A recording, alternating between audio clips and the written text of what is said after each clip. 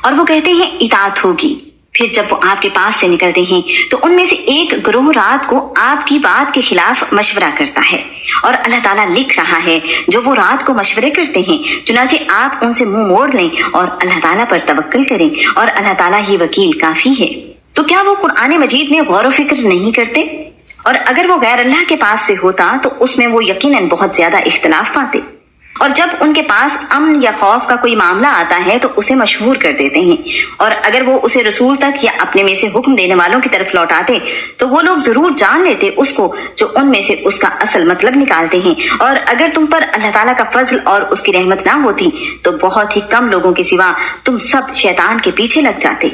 چنانچہ تم اللہ تعالیٰ کی راہ میں جنگ کرو، تمہیں تمہاری ذات کے سوا کسی کی تکلیف نہیں دی جاتی، اور مومنوں کو آپ رغبت دلائیں، قریب ہے کہ اللہ تعالیٰ ان لوگوں کی لڑائی روک دے جنہوں نے کفر کیا، اور اللہ تعالیٰ بہت سخت لڑائی کرنے والا اور بہت سخت سزا دینے والا ہے۔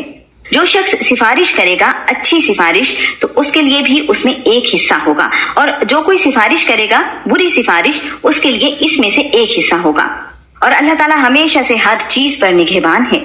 اور جب تمہیں سلامتی کی کوئی دعا دی جائے تو تم اس سے بہتر سلامتی کی دعا دو یا اتنا ہی لوٹا کر دو، یقیناً اللہ تعالیٰ ہمیشہ سے ہر چیز کا پورا حساب کرنے والا ہے۔ اللہ تعالیٰ وہ ہے جس کے سوا کوئی معبود نہیں، وہ تم سب کو قیامت کے دن ضرور جمع کرے گا جس میں کوئی شبہ نہیں، اور اللہ تعالیٰ سے زیادہ بات میں سچا اور کون ہے؟ پھر تمہیں کیا ہو گیا ہے کہ منافقوں کے بارے میں دو گروہ بن رہے ہو؟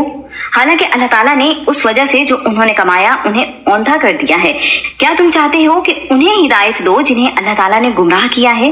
اور جس کو اللہ تعالیٰ گمراہ کر دیں اس کے لیے آپ ہرگز کوئی راستہ نہیں پائیں گے۔ وہ چاہتے ہیں جیسا کہ انہوں نے کفر کیا ہے کاش تم بھی کفر کرو کہ تم سب برابر ہو جاؤ، چنانچہ ان میں سے تم کسی کو دوست نہ بناؤ جب تک وہ اللہ تعالیٰ کی راہ میں ہجرت نہ کریں۔ بس اگر وہ منہ پھیر لیں تو جہاں بھی تم ان کو پاؤ انہیں پکڑو اور قتل کرو، اور ان میں سے کوئی دوست اور نہ کوئی مددگار بناؤ سوائے ان لوگوں کے جو ایسے لوگوں سے وابستہ ہوں کہ تمہارے درمیان اور ان کے درمیان معاہدہ ہے، یا وہ تمہارے پاس اس حال میں آئیں کہ ان کے سینے تنگ ہیں کہ وہ تم سے لڑیں یا اپنی قوم سے لڑیں، اور اگر اللہ تعالیٰ چاہتا تو ضرور انہیں تم پر مسلط کر دیتا، پھر وہ ضرور تم سے لڑتے۔ سو اگر وہ تم سے کنارہ کشی اختیار کریں اور تم سے جنگ نہ کریں اور تمہاری طرف صلح کا پیغام بھیجیں تو اللہ تعالیٰ نے ان کے خلاف تمہارے لیے کوئی راستہ نہیں رکھا۔